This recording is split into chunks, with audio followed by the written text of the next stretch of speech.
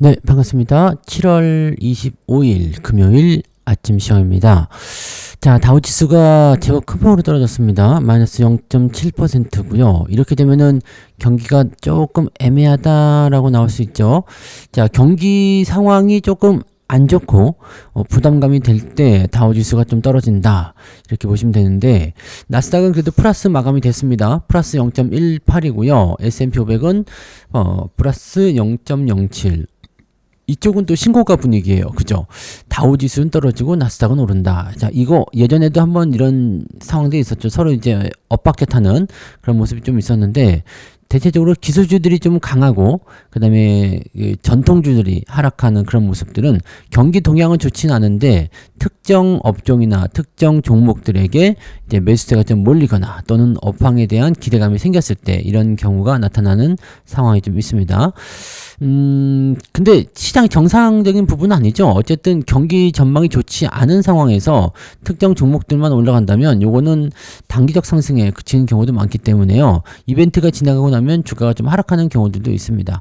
지금은 미국 시장이 계속 신고가 형태로 가고 있는 상태에서 약간의 조정과 또 약간의 상승을 계속 번갈아 가면서 만들어내고 있기 때문에 뭐 나쁘다고 판단하기 좀 어렵지만 모멘텀이 좀 부족한 거 아니냐, 경계심도 또 나오는 거 아니냐, 그런 식으로 얘기는 되고 있습니다. 시장 자체가 뭐 나쁘다는 것보다는 뭐 종목 간의 어떤 그 구분을 좀 잘 지어야 된다, 뭐 이런 거 그런 쪽으로 좀 해석하시는 게 맞을 것 같아요. 뭐 일단 관세 협상이 끝나는 8월 1일 정도가 되면 그래도 조금은 더 안정을 찾지 않을까 생각되고요. 뭐 7월달 FOMC가 이제 다음 주로 다가왔잖아요. 금리 동결 이야기를 계속했기 때문에 요거 지나가고 나면 9월 달에는 금리 인하 가능성이 높다고 볼 수 있어서 금리 인하가 된다면 뭐 시장이 조금씩 더 안정을 찾지 않을까 이렇게 생각됩니다. 다만 이제 그 전까지 계속적으로 이런 그 변화를 좀 겪게 되겠죠.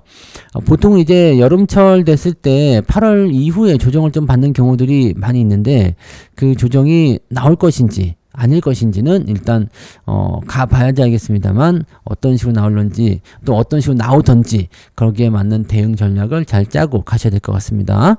자, 뉴스를 한번 살펴보도록 할게요. 한번 봅시다. 리플, 이거 리플이 폭락을 했었나봐요. 네, 폭락을 했었는데, 이번에 조금 반등이 나왔답니다. 3달러까지 올라왔다. 이런 얘기 있네요. 하시는 분들 한번 생각해 보시고. 자, S&P 500과 나스닥. 끝없는 파죽지세. 구글의 어닝 서프라이즈가 나왔기 때문이다. 구글 알파벳 어닝 서프라이즈 나왔죠. 그래서 흐름이 좋았고, 테슬라는 크게 하락하는 모습이 좀 있었습니다. 또 그 다음에 IBM이 급락하는 모습 좀 있었고, 뭐 기업별로 이제 막 갈리는 듯한 느낌이 좀 있죠. 일단 뭐 S&P 500하고 나스닥 지수는 상승을 했고 다우지수는 떨어졌다는 얘기 해드렸죠. S&P 500은 연속 최고치 기록을 경신하고 있다. 4거래일 연속입니다. 나스닥도 이틀 연속 최고치 기록을 갈아치우고 있다. 신고가 행진을 계속하고 있다는 거죠. 자, 알파벳, 그 다음에 구글이었죠. 알파벳하고 구글. 얘네들이 이제 인공지능, AI 쪽에서의 어떤 그 투자 확대, 또 이쪽에서의 실적 증가, 이런 부분들이 나타나면서 긍정적인 요소가 나타났다라고 얘기가 되고 있습니다. 그래서 기술주 실적에 대한 어떤 낙관론, 이런 것들을 좀 키워주는 모습이었고요. 이에 따라서 엔비디아도 상승세를 보였습니다. 그래서 알파벳은 전부 다 예상치를 상회하는 어닝 서프라이즈가 나타났기 때문에 좋은 흐름을 좀 보여줬고요. 이런 소식 때문에 지금 큰 기업들, 대형주 쪽에서는 애플과 테슬라를 제외하고는 모두 1% 안팎으로 상승세를 보였다. 자, 테슬라 같은 경우는 이제 1조 달러가 분가됐기 때문에 1조 클럽에서 제외시켜야 되겠죠? 네. 애플 같은 경우는 AI에 뒤처져 있다. 이런 평가를 계속 받으면서 시장의 냉대를 계속 받고 있는 그 모습이라고 보시면 되겠습니다. 자, 빅테크와 인공지능의 규모와 영향력을 고려할 때 알파벳의 실적은 AI 투자가 과연 탄탄한 수익을 가져올지, 또 이러한 추세가 지속될 수 있을지 끊임없이 의문을 제기하는 시장에 좋은 반향을 주었다. 자, AI 투자 많이 하는 건 좋은데 이거 정말 실적이 좋아지는 거야? 수익 나는 거야? 그거 나더라. 봐봐라. 나지 않았냐? 이런 식으로 얘기해 주는 거죠. 예전에 이 이야기는 제가 저기서도 했을 건데, 메타가 이제 AI 알고리즘 도입하고 나서 그 광고 실적이 크게 늘어났다는 얘기를 했잖아요. 그래서 그 이후에도 이제 그런 부분들을 체크하면서 저거버그가 여기저기 돌아다니면서 막 반도체 칩 알아보고 막 그런 얘기 있었죠. 네, 그런 부분들이 있었다는 거죠. 아무튼 네. 기술주 랠리를 통한 그런 오늘은 반도체 쪽 움직임이 좀 좋을 수 있으려나요? 이런 흐름들 조금 기대를 해볼 만한 내용이 좀 되겠습니다. 일단 실적 좋게 나오고 그 다음에 AI 시장 성장하고 있다. 뭐 다 알고 있는 내용이다 라고 할 수 있겠지만 지금 같은 시점에서는 네 뭔가 확실해지는 어떤 답을 제공해 주는 것을 시장이 좀 원하고 있는 거 아닐까 라고 생각이 되는 모습이 좀 있겠습니다. 네. 자, 그 다음에 도널드 트럼프 행정부가 8월 1일까지 합의에 이르지 못한 국가에 관세를 올릴 용기를 얻는다면 그것은 위험 회피 이벤트가 될 것이다. 그러니까 무슨 얘기냐면 이제 8월 1일까지 웬만한 국가들을 다 합의하도록 진행하고 만약에 그게 안 된다면 관세를 올리겠다 이렇게 되는 거죠. 자, 어떻게 될까요? 요거는 뭐 봐봐야 되는 얘기겠습니다만 네, 관세는 뭐 일단 우리만 아니면 되는 거죠. 네, 우리만 잘 해결되기를 좀 바라겠습니다. 자, 그 다음에 IRA 폐지 이 이야기 때문에 회사가 한동안 힘든 시기를 보낼 수 있다라는 일론 머스크의 경고가 있었죠. 네, 그리고 실적도 아주 그냥 어닝 쇼크가 나오면서 8%나 급락을 하게 됩니다. 그래서 테슬라가 상당히 안 좋은 상황이 만들어지고 있다라는 것을 좀 생각해 볼 필요가 있겠습니다. 그래요. 그런 부분이고 트럼프가 20년 만에 처음으로 연준을 방문해서 파월을 만나고 네, 개보수 현장을 둘러봤다. 트럼프는 파월에게 기준금리를 내리면 좋겠다고 거듭 촉구했다. 면전화되고 얼간이란 욕은 안 했을 것 같은 느낌이긴 한데. 자, 금리가 일단, 이번에 7월달, 이제 다음 주에 있는 FOMC에서 파월이 금리를 또 안 내리면, 당연히 나오겠죠? 네, 당연히 욕을 하고 또 뭐라고 막 나오겠죠? 네. 그래도 파월은 꿋꿋할 것 같아요. 네. 자기 뜻대로. 아직 관세가 반영된 게 아니다. 아직 금리는 못 내린다. 그러면 트럼프 또 발작하고 열받겠죠? 네. 자, 그러네요. 뭐, 경제지표들은 크게 문제되는 부분들은 없었던 것 같아요. 근데, 일단은, 네, 제조업 국면도 좀 위축되는 모습이 좀 있고, 경제지표 상황에서는 이렇게 내세울 만한 부분이 없기 때문에, 경기적 불확실성이 있어. 네, 이런 식으로, 구분이 좀 되었다라고 생각하셔야 될 것 같습니다. 그 정도로 한번, 체크하고 넘어가시면 될 것 같습니다. 미국 시장 같은 경우는 그렇게까지, 네, 중요한 포인트는 없었던 것 같아 보이고요. 인텔이 2분기 손실이 확대되었다. 독일 등 파운드리 공장 건설을 취소한다. 이거는 삼성에게는 좋은 소식이라고 봐야 됩니다. 왜냐면, 네, 여기 파운드리 공장을 취소하게 되면 TSMC로 몰려가야 되는데 TSMC가 지금 아시다시피 네, 공장이 폭주 상태입니다. 그래서 상대적으로 널널하다고 봐야 되나? 이거 슬픈 소식인가요? 네, 널널하다고 봐야 되는 삼성 쪽에 이런 수주가 들어오게 될 확률이 높아지는 거죠. 그래요. 자, 인텔은 일단 구조조정이 좀 필요하기도 하고요. 그 다음에 지난번에 삼성하고 손잡고 하자 이런 얘기 있었는데 그 얘기 이후에 아직 나온 건 별로 없네요. 네. 아무튼 그런 내용들. 근데 실적 발표 이후에 주가가 그래도 조금 상승하고 있는 모습이 좀 있다. 네. 그런 모습이 좀 있고, 구조조정에 의한 그런 효과가 좀 나와야 되지 않을까라는 생각도 좀 있고요. 지금 보면은 계속 이렇게 신규 파운드리 공장 건설 취소, 그 다음에 공장을 또 통합한다 이런 구조조정을 계속 진행하고 있는 모습이라서 충분히 이제 비용 절감에 대한 내용들을 만들어내고 나면 인텔도 조금은 올라오지 않을까라는 생각이 좀 나올 수도 있습니다. 수요를 고려하지 않은 채 너무 많은 투자를 빨리 해버렸다. 그래서 이에 따른 공장 인프라가 불필요하게 돼서 분산되고 활용도가 낮아졌기 때문이다 라고 되어 있네요. 물론 이제 앞서가는 그런 형태의 모습은 좋은데, 그거는 자금력이 뒷받침을 해줘야 되겠죠. 그래서, 이렇게 무분별하게 확장을 하게 되면, 이렇게 인텔처럼 큰 기업도 위기감에 휩싸일 수도 있고, 네, 그리고, 이렇게 구조조정을 통한 모습이 좀 나타날 수도 있다. 지금 이 AI 투자에 대한 부분들을 사람들이 이렇게 걱정을 많이 하거든요. 정말 수익 나는 거 맞아? 그렇게 천문학적 돈을 써가면서까지 해야 돼? 라는 부분인데 요거는 꼭 해야 되는 부분이죠. 근데 이 인텔 같은 경우는 그걸 내다보고 이제 투자를 시작했겠죠. 자, AI 수요가 크게 늘어날 테니까 이제 우리가 파운드리 공장을 지으면 이쪽으로 돈이 될 것이다. 자, 근데 생각보다 네, 그러지 않았다는 거죠. TSMC가 쪽 빨아먹고 네, 나머지는 네, 조금밖에 안 됐다는 거. 그다음에 빅테크가 생각보다 네, 빠르게 쫓아가지 못하고 있는 형태, 엔비디아의 독주가 계속되는 형태 이렇게 나오니까 인텔이 뭔가 좀 잘못했어라고 하고 공장 철수를 하는데.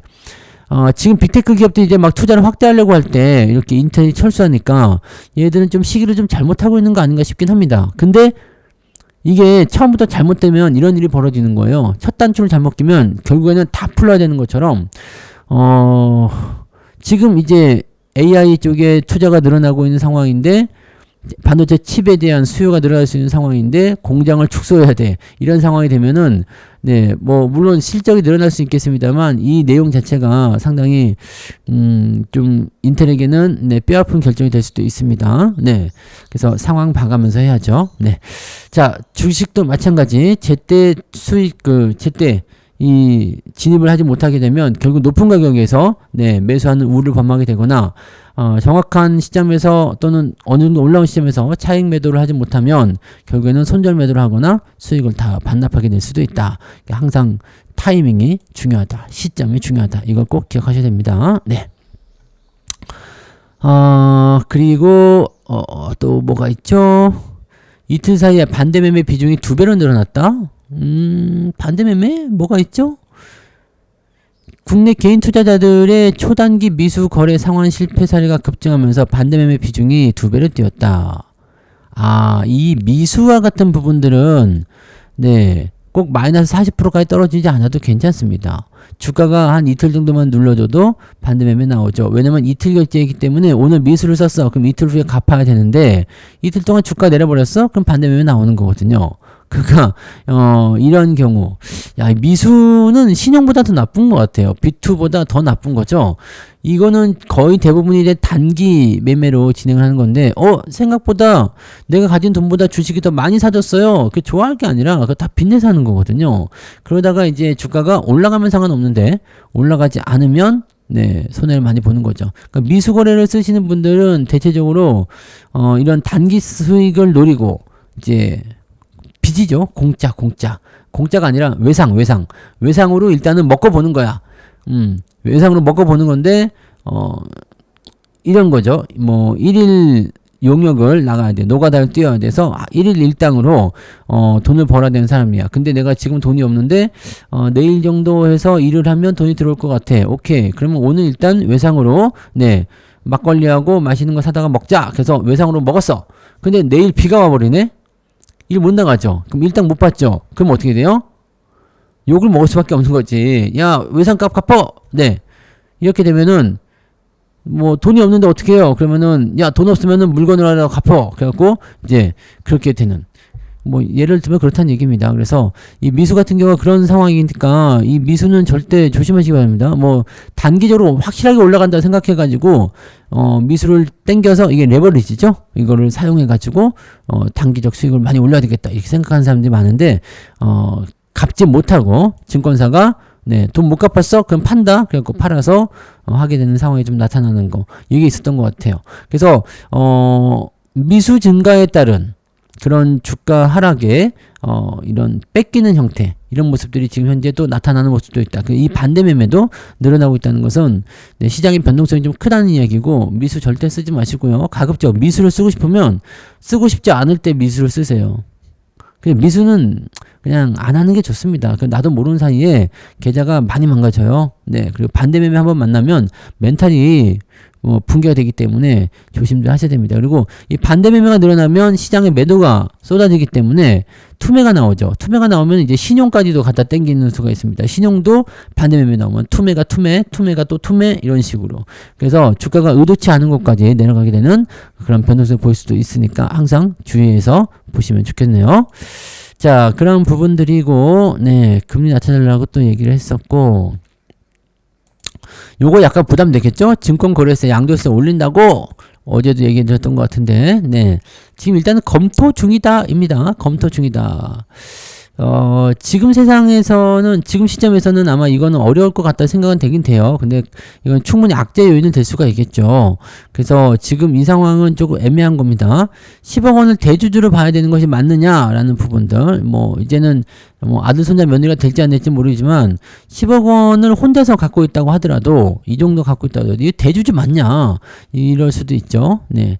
그래서 연말에 이제 대주주 지정을 피하려는 그런 슈퍼겜이나 또는 이제 투자자들이 주식을 내다 파는 경우가 생기기 때문에 이 부분에서는 부담 요소가 생길 수 있죠. 자, 기관이나 외국인들은 양도세가 없죠. 네. 개인들에게만 물리는 겁니다. 그래서 그렇게 물릴 거면 외국인도 물려라. 그랬으면 좋겠는데. 자, 이상하게 개인들한테만, 이 세금 정말 너무 많이 뜯어가는 게 있습니다. 네, 그런 부분도 좀 있고. 참 애매한 구간이 있네요. 그래서 이런 것들은 좀 좋지 않은데, 이런 것들을 좀 자꾸, 네, 만들어가는 그런 모습인 것 같네요. 그죠?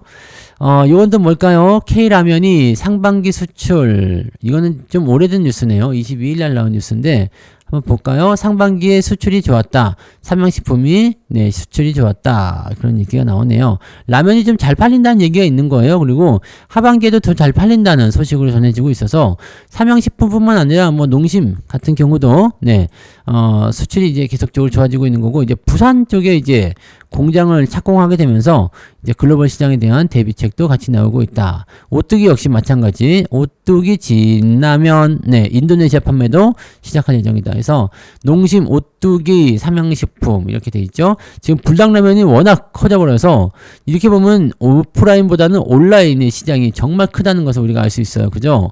그래서 이 불닭볶음면 힘 때문에 삼양식품이 여전히 강세. 자, 여전히 잘 팔리고 있다고 합니다. 네. 그런 내용들도 이제 지나간 뉴스지만 한번 봤고요.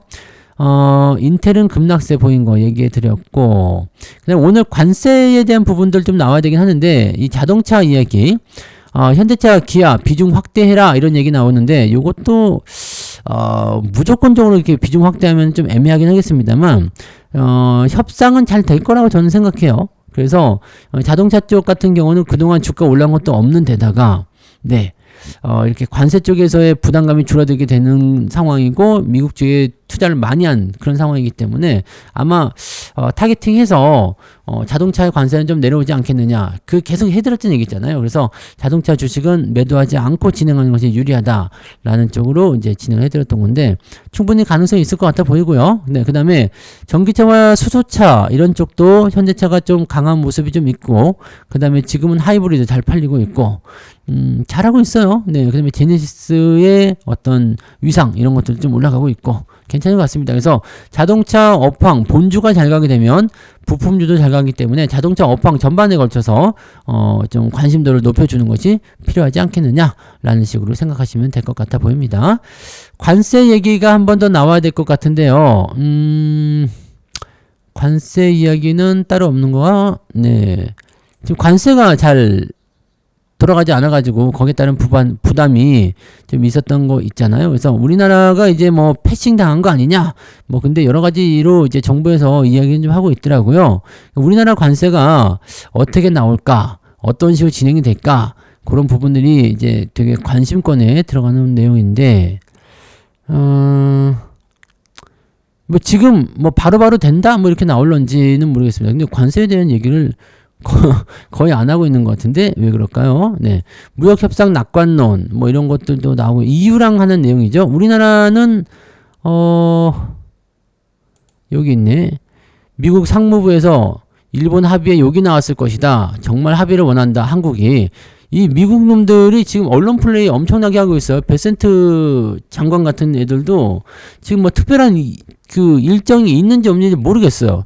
특별한 그런 것도 없는데 지금 뭐라 그럴까요? 그 일정을 좀 연기하고 취소하고 막 이런 거. 미국이 뭐 그렇지 않았다. 원래는 뭐 그런 어떤 입장을 얘기한 게 아니다.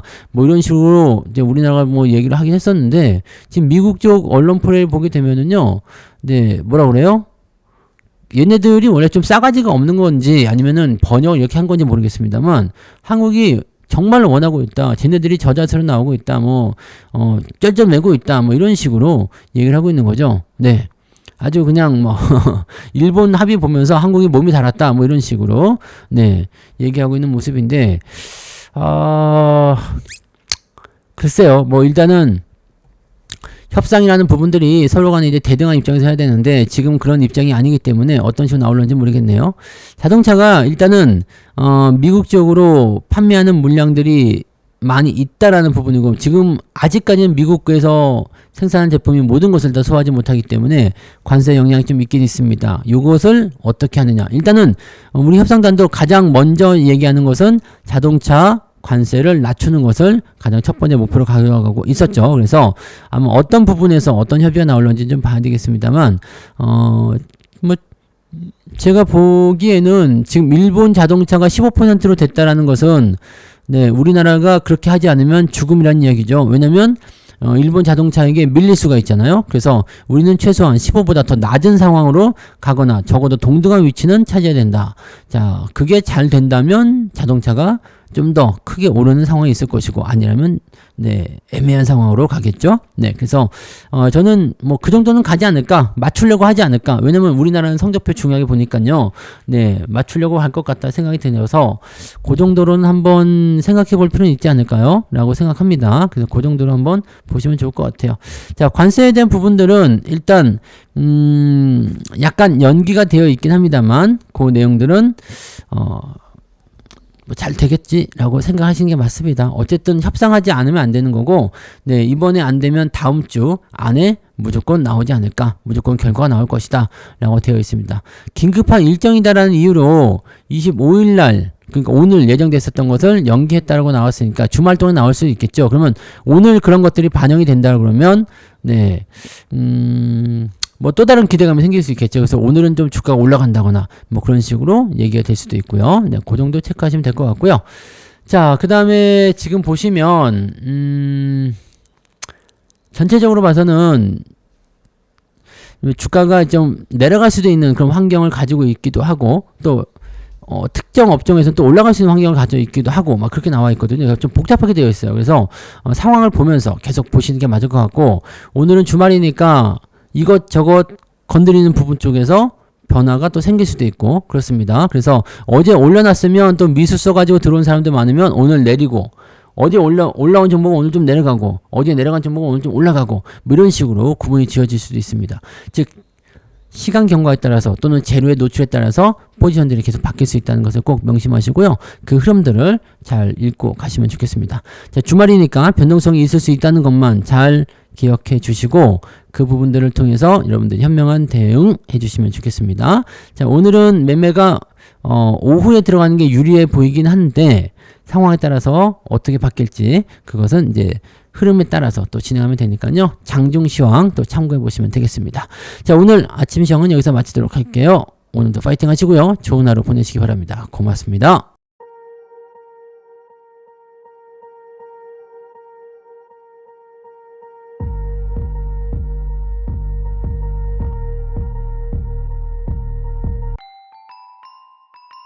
본 방송에서 제공되는 모든 정보는 투자 판단의 참고 자료이며 투자의 최종 책임은 본 방송을 이용하는 본인에게 있습니다.